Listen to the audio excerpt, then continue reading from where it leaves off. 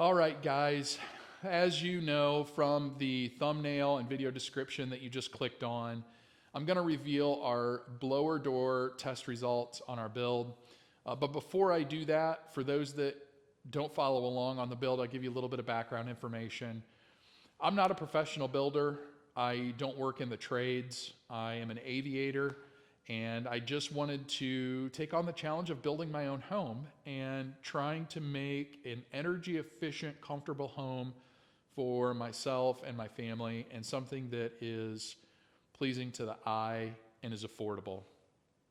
And up to this point, we didn't know where we were going to be with energy efficiency. North Carolina Building Code requires a 5.0 ACH 50 blower door score for building envelope tightness. And what that basically means is 5 air changes per hour with a pressure of 50 pascals. So you're basically exchanging the entire volume of air inside your house 5 times every hour. And if you think about that from an efficiency perspective, that's not real good, right? Every hour, you're redoing the air in your house, your entire house, 5 times. Not good. On the other end of the spectrum, you have the passive house, which I think is either 0.6 or 0.7 air changes per hour at 50 pascals, which is really low. So much more energy efficient. And up to this point, we didn't know where we fell within that spectrum until earlier this week. And I got to tell you guys, I was really nervous about going into this because we've been working on this build for almost 4 years. And that's a lot of time, effort, money. Man, I could go on about that. But I'll tell you this, in my opinion, we crushed the blower door test. We came in well under what I thought we were going to do, and I'm super excited about that. We actually scored a 1.5 ACH 50. I'm super stoked because now I know, and what I've always thought is hard work pays off. We've taken our time. I've tried to be diligent about things, and it's paid off with a 1.5 score.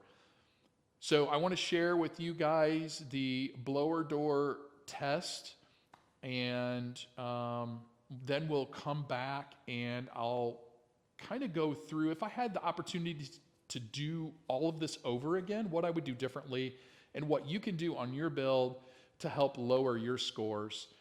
And then, yeah, we're going to continue this heating and cooling series and get into the actual equipment install. So keep in mind as well, this is just a preliminary blower door test. We have to come back and do another one later after all the trades are done, all the equipment's installed, and we're pretty much at the finished house. We're going to do another blower door test when we commission all the heating and cooling equipment. And that will be the score that gets recorded in my paperwork that goes with the house. So I think we can lower that 1.5 a little bit by doing a little more air sealing as we go. But it's a great start. So hope you guys enjoy the video, and we'll talk to you afterwards in a little bit. So guys, I'm here with Rob, and we are going to, I guess, depressurize the house. Is that what we're doing? Yeah, you can do it either way. You can either pressurize or depressurize. I always depressurize because it makes it easier for me to walk around and feel where the leaks are coming in. Interesting. Yeah, you can literally feel it, just with your hands or, with your skin. Okay, cool. So we're going to depressurize the house. Again, for those that haven't been following along, we're shooting for that 2 ACH 50 score. That's what the Manual J was based on. Hopefully we can get a little better than that, but we're going to go ahead and fire this thing up and see what we get. I'm nervous, but I'm excited at the same time. A score of 2, if you had a super tight home, would that be like, in my case, like a window being open, if you add up all the cracks? So the manometer can actually tell us what the hole size is. Oh, it can? Yeah, it does. Oh, cool. As I don't know how accurate it is, but it's giving you a sense as to, if you added up all the leaks into one spot, how big would that hole be? That is a nice visual for people to think about leaks, as one collective whole. But, you know, clearly it's not, that's not the reality. The reality is it's more like death by a thousand cuts. You know, it's all these True. small leaks that just got missed, you know, during the construction process. And hopefully by doing this test at this stage of construction, you've still got an opportunity to come in and, you know, do some additional sealing Fix. if necessary to reach that, Yeah. you know, 2 ACH 50 level. So you want the number on the left to be 50 or Yep. close to, and the CFM will be on the right. 45 and 600, so we're real close. It might go down slightly, but then it just keeps throwing an error code. So now I'm lower that time. I'm 575. Yeah, it was 555. So it's lower than 600. Okay. And what would that make a difference? Would that get me to one? Are you talking like a tenth?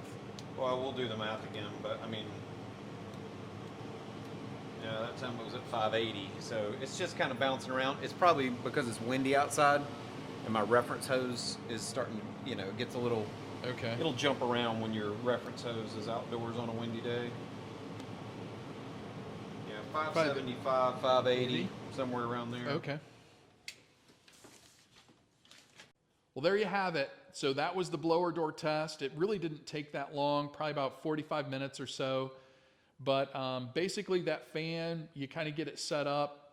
You get it so where it's sucking all the air out of the house, and you just read on your manometer what the flow rate is at the pressure rate. So at 50 pascals, we were right around 575. It was a little windy outside, so the readings kind of varied anywhere from 580 to 555. So I'm going to go with like 575, and that puts us right around that 1.5 air changes per hour, which is really good in my opinion. And now I can feel good about all the equipment that I purchased ahead of time in anticipation of scoring at least a 2. So we've exceeded our goal, and I think we're in really good shape. Now, as far as things that would do different, let's talk about that. The first thing I want to talk about is windows. I'm pretty much stuck with what I got at this point, but there's some alternatives that you guys can implement in your build that would help you on your blower door score. Now in our build, we have 14 single hung windows, and while these are not the worst windows for air sealing, they're not the best either. So single hung, in case you didn't know, this bottom sash is what moves. So it locks and slides up and down so you can get fresh air through your window. Now what you're going to run into is air leakage around your movement points. So there, and then in between the upper portion and the lower portion is not going to be a perfect seal there either. I think Pella is good, but it's not perfectly airtight. Single hung is better than double hung. Double hung, the top sash is going to be able to move down, up and down as well. So you're going to have more leakage points around that. With single hung, that is fixed. So that should be pretty airtight. Now to go one step further is if you did a casement window. A casement window is kind of like those, if you've had or lived in a house that has the crank out windows like in your kitchen. Those are casement windows. Those have a nice airtight seal, and that would improve your leak rate. So my understanding is 0.3 CFMs per square foot of window space is kind of the standard or code leak rate for windows. So if you take that on my windows, that adds about 100 to 150 extra CFMs of leakage.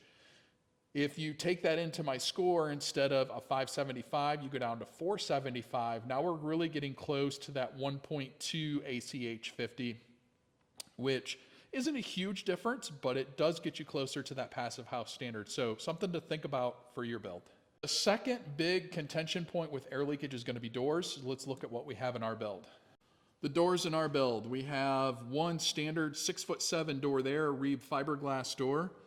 We have an 8-foot solid wood door with two 12-inch side lights, and then we have our solid wood French doors in the back. These can really be a source of air leakage. Just make sure along the bottom of your door you have a good threshold seal there. I replaced both of these, and I replaced the middle foam piece that was really bad. The piece that was shipped with the door was completely destroyed. If you've been following along on the build, you know these doors were a source of contention between me and the company that made them.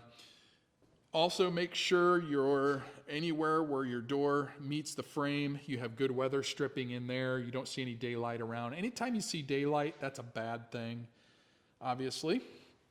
The front door, same thing. Make sure you weather seal around the doors. The side lights, anywhere where wood meets wood, I double sealed. So this has weather stripping in between the side lights and the door frame, which you can't see, but the weather stripping is back behind this trim piece. I put weather stripping in, and then I put silicone sealant in on top of the weather stripping, and then put the wood trim in to give it a nice finished look so you don't see any of that. And that gives you a nice airtight seal. Again, door seals, just make sure those are all good. If you need to put blocks in the corners, you can get foam pads to help with air sealing there too. I think it goes without saying, any kind of penetrations, make sure you seal those up. The crawl space access door, we have a special handmade door that I put in there with weather stripping around it. We have the attic access point. There's our attic access point. That door is triple gasketed. The door itself has 2 gaskets on it. The framework around is gasketed to the zip sheathing, so that should be a nice airtight seal. And that's an R50 insulated door there. Kind of expensive, but worth it. That's a big source of air leakage.